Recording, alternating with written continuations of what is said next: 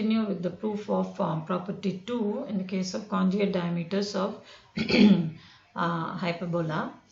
Now first we prove that the diameter meets the hyperbola in real points. So now we will prove that you have your conjugate diameter meeting hyperbola in imaginary points. So for that we consider the equation of the conjugate diameter. We had y is equal to b by a here sine theta into x to be the equation of the diameter, and the diameter which is conjugate to that will have its equation as this.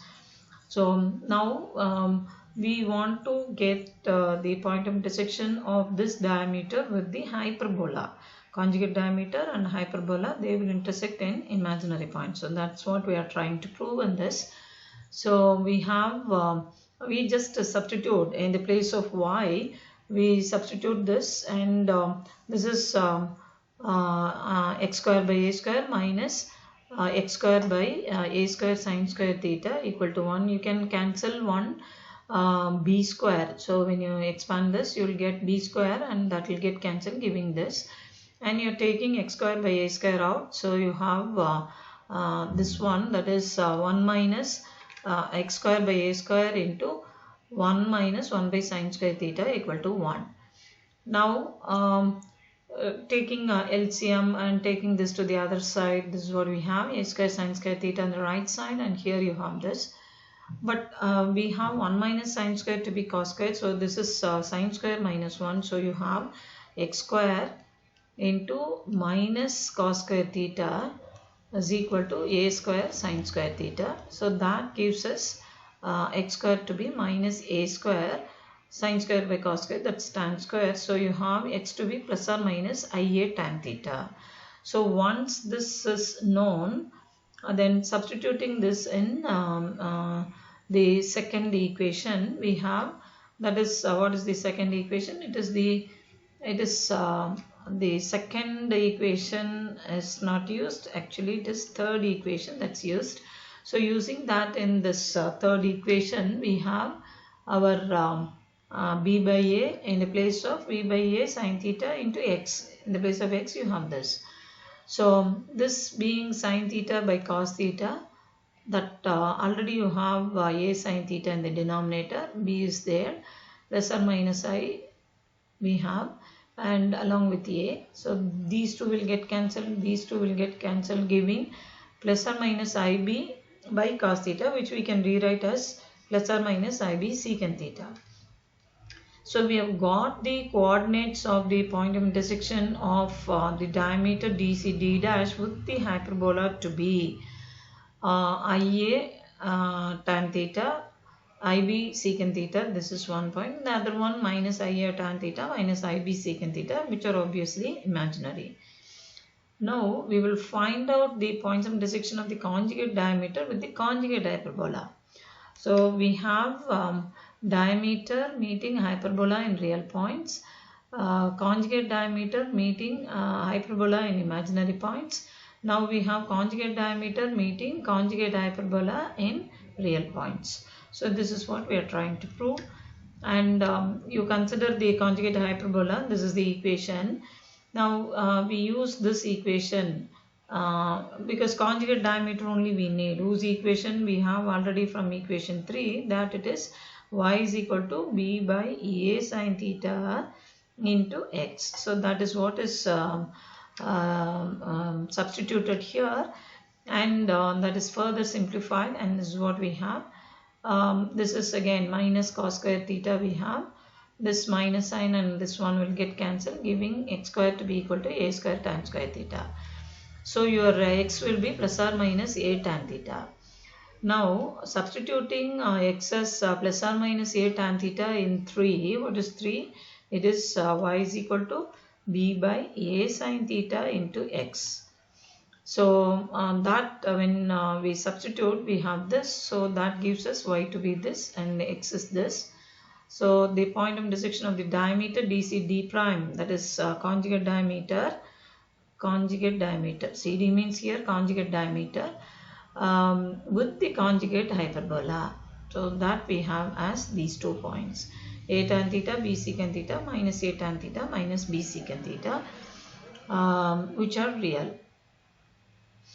So we have conjugate diameter meeting hyperbola in imaginary points. Then first we had diameter meeting hyperbola in real points. Now we derive conjugate diameter, conjugate hyperbola in real points. So in the same way, diameter meeting conjugate hyperbola in imaginary points can also be proved. We have not shown that here, but it's on the same line. If you proceed, you can even establish this. Now the third property says that if a pair of conjugate diameters meet the hyperbola and its conjugate in P and D, then Cp square minus Cd square is A square minus B square.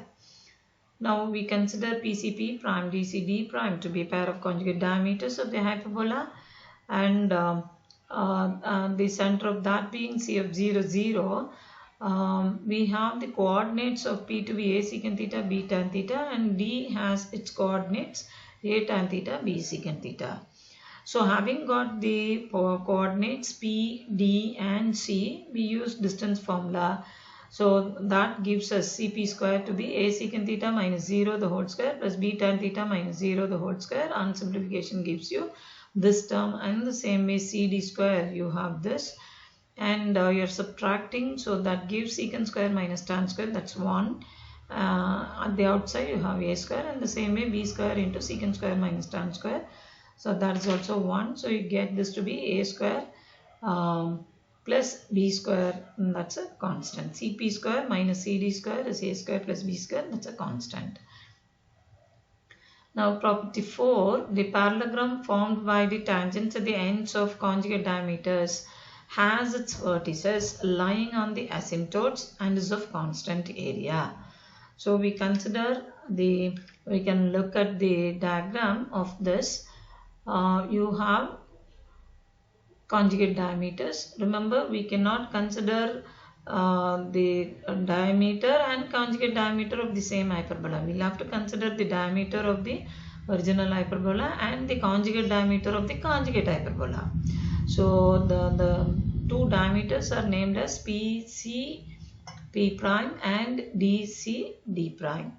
Okay, so we have to have the point of intersection of the tangents at these points, okay, to lie on the asymptotes. That is to be proved, and we also try to prove that the area of this parallelogram is constant. So for that we proceed like this. First we write out the equation of the tangent at P, we write out the equation of the tangent at D, solve those two and get the point of intersection E of these two tangents. So when we consider the equation of the tangent at any point x1, y1, we know that it is given by xx1 by a square minus yy1 by b square is equal to 1. Now in the place of x1 you have a secant theta, so it will be x by a square. Here a secant theta, one a will get cancelled, so we straight away write x by a secant theta minus y by b tan theta is equal to 1. So that is the equation of this tangent. And coming to this one, the equation of any tangent at the point, say some x1, y1, it is given by xx1 by a square minus yy1 by b square is equal to minus 1. Now in this case, x1 is a tan theta, y1 is b secant theta. So what we have is x by a tan theta minus y by b secant theta is equal to minus 1. So this is what we have, and by solving these two we should get the coordinates, that is the point of intersection of these two tangents. So this is our aim, and that's in the first part. And then in the second one, we need to show that these tangents, they form a parallelogram, and then we'll have to find out the area. So as such we have three parts in this. One is showing that the point of intersection of the tangents lie on the asymptotes, and then these tangents form a parallelogram, and then the parallelogram is of constant area. So we solve these two equations. Okay, so we consider the equation of the tangent at P. So that is given by this a secant theta b tan theta mean. This is what we have, and that is rewritten in this way. Similarly, we get the equation of the tangent at P prime, and that we are writing out the equation of the tangent at all the points. So we have this, but actually to get that point E, we'll have to solve these two equations 1 and 3 only. So equation of the tangent at D to the conjugate hyperbola is given by this: x by a tan theta minus y by b secant theta is equal to -1. From that, you are rewriting that in the form y is equal to mx plus c form. Now we similarly we write if at all the points the equation of the tangents are written, and they are named as equation 1, 2 and 3. 1, 2, 3 and 4. All the points P, P dash, D, D dash, all are considered, and the equation of the tangents at those points are written as equation 1, 2, 3 and 4. Now from 1 and 2 we see that the tangents at P prime and P are parallel. So P and P prime, they are parallel, and then in the same way D and D prime are parallel. So you have the tangent at P and at P prime are parallel, and in the same way these two are parallel. So that is what is first written. You have all the four equations. From the first two we see that tangent at P and P prime are parallel, and similarly from 3 and 4 the tangents at D and D prime are parallel. Now we shall take the point of intersection of the tangents at at P and D to be E, and they we are naming that E, F, G, H, they stand for what. That from the diagram it can be easily written. And now the tangents at P, P prime, D, D prime, they form a parallelogram. If you look at the slope, they will be equal as for the tangent at P and tangent at P prime are considered. Slope will be the same, and similarly for the other two. So they form a parallelogram. Now we would like to get the point of intersection of the tangents at P and D. So that can be obtained by solving those two equations, and we'll have to check whether that point satisfies this equation x by a minus y by b equal to 0. So that is a way that we can establish that it lies on the asymptote. So now we consider equation 1 and 3, that is the equation of the tangent at P and the equation of the tangent at D. So this is 1 and this is 3. So these two are solved to get the point of intersection of those two tangents, namely E. Now from 1 and 3, this is what we get. Eliminating your y, this is what we get, and then that is further simplified, and you get this. You are taking this minus b cos theta by sin theta to the other side, and just see that this b is common, that can be cancelled throughout. So that we have when you take this to the other side, you have you are taking LCM as a sin theta, means a is missing here. So you will have a and then you have cos theta, this one cos theta. So a cos theta is taken out, you have this, and what's remaining is 1 plus 1 by sin theta. Now from here 1 minus sin square is cos square sin theta, and this one a cos theta sin theta plus 1. So cancel out 1 cos theta. So you are left with x as a into 1 plus sin theta by cos theta. So that is the x coordinate of E. And in the same way you can get the y coordinate also. So for that again go to the equation, and in that in the place of m you will have to have this is theta. Actually this theta is missing. This is theta. So from here you are getting the value of y as this 1 plus sine theta by cos theta. So you just simplify. Y is equal to, you have got the value of x, substitute here and further simplify this. So if this is b, if this a and this a will get cancelled, giving this. So b cos theta by sin theta, it remains as such, and this is further written in this way, that is 1 by sin theta is taken out and b is taken out. So this is what you have, and taking LCM, 1 minus cos square, we are combining this 1 minus cos square plus sin theta. So that is sin square theta plus sin theta, and in the denominator for this you have sin theta. It is comma for the steps that could be avoided. Don't take it as theta prime, it is the comma symbol. Okay, so you have sin theta cos theta, and then sin square theta plus sin theta. Here you have that sin theta cos theta is carried out throughout, and 1 sin theta can be cancelled in the next step. So you have 1 plus sin theta by cos theta. So your y value is b into 1 plus sin theta by cos theta. Already we computed the x to be, value of x to be 1 plus a into 1 plus sin theta by cos theta. Now if you replace, see, if you consider x as a into 1 plus sin theta by cos theta, so that x by a will be just this, and y by b to be 1 plus sin theta by cos theta. We have x by a equal to y by b, or in other words x by a minus y by b equal to 0. So obviously this point E lies on the asymptote x by a minus y by b equal to 0. Now similarly we can show that f, g and h lie on the asymptotes. Now we go to find, our aim now is to find the area of parallelogram EFGH. So that is same as finding 4 times area of the parallelogram CPED.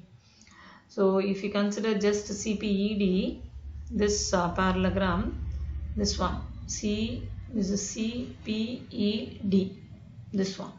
So if we are able to find the area of this, then 4 times of that will give.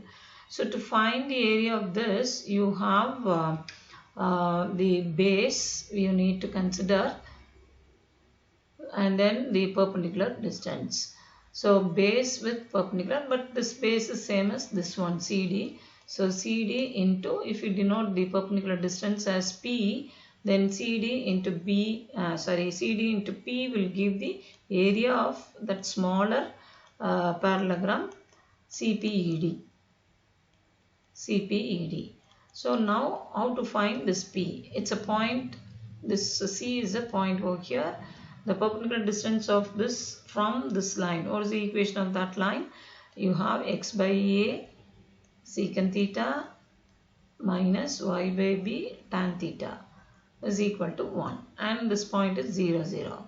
So P will be 1 by square root of secant square theta by a square minus plus tan square theta by b square. So taking LCM, this will go up under the radical sign. So you have AB by square root of b square secant square plus a square tan square.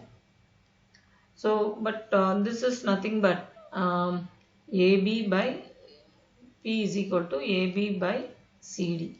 So P into CD will give you AB. So 4 times of that will give the area of this parallelogram, entire parallelogram. So that's a constant. So this is what we have, and this is nothing but this, because CD already we have computed, that's a square tan square plus b square secant square under the radical sign. Now the fifth property is the product of the focal distances of a point on a hyperbola is equal to the square of the semi-diameter, which is conjugate to the diameter to the point. Now we have semi-diameter conjugate to the diameter. Conjugate to the diameter, the product of focal distances. So we have, suppose I consider this hyperbola, and here is our one of the foci s of a comma 0. Say the product of the focal distances of a point on a hyperbola. So you consider this point on this hyperbola. The focal distances of this focal distance of a point on a hyperbola is equal to product of focal distances of a point on a hyperbola. Focal distances, so here you have s prime and this is minus a comma 0. So you need to find this and this. So sp and s dash p, that is to be determined, and that we are going to show it as CD square. So that is CD square means, what is CD actually? That diameter which is conjugate to the original diameter, and the length of that is CD. So we'll have to show that SP into S dash P is equal to CD square, square of the semi diameter which is conjugate to the diameter. So at the point P only we have we started with this point P only. So that is what we are trying to prove. Okay, so we know what is S, we know what is P, and C and D are all known to us. So just use distance formula to find the SP square. So from that SP can be determined, and then S dash P similarly you can find, and just multiply these two, you get on simplification this one. But remember that in the case of hyperbola, we are in hyperbola, so this should not be the case. B square should be equal to A square into E square minus 1. In the case of hyperbola, it is this, because for hyperbola, we know that E is greater than 1. So in that way, and this mistake should not occur. So this is what we have. And coming to this point P, it is not A cos theta, B sin theta. We are in hyperbola, so it is A secant theta, B tan theta. And the point D, we had it as a point in the conjugate. So it will be A tan theta, B secant theta, A tan theta, B secant theta. So that is to be written first. A tan theta, B secant theta. So having got S, having got P, S dash known, this multiply these two and show that that is nothing but CD square. All the coordinates of the, all the points are known, just use distance formula. So it is A secant theta minus AE the whole square plus B tan theta minus 0 the whole square, and then squaring this and rewriting this B square as A square into E square minus 1, and then taking this A out is what we have, and then this can be further simplified. See, when you simplify this, you get secant square theta plus E square minus 2E secant theta plus E square secant square theta minus E square minus secant square theta plus 1. So you can cancel these two, and you can cancel these two. So you're left with only these three. So you have 1 minus E secant theta the whole square under the radical sign. So it will be just A into E secant theta minus 1. So this is as far as SP is concerned. Now in the same way you can get for S prime P, and that is given by this. So you'll have to just multiply these two, A minus B into A plus B form. So you have this. Again replace your E square by. So in this case what you have, you will have E square to be A square plus B square by, you are taking this to the other side. So B square plus A square in equal to a square e square, or in other words this is what you have as e square. So that is what is substituted here, and that on simplification gives us 1 a square can be cancelled, so you have this, and a square into secant square minus 1 is tan square, so you have this, but that is nothing but the distance CD being given by this, so CD square you have this, and hence the equation SP into S dash P is CD square.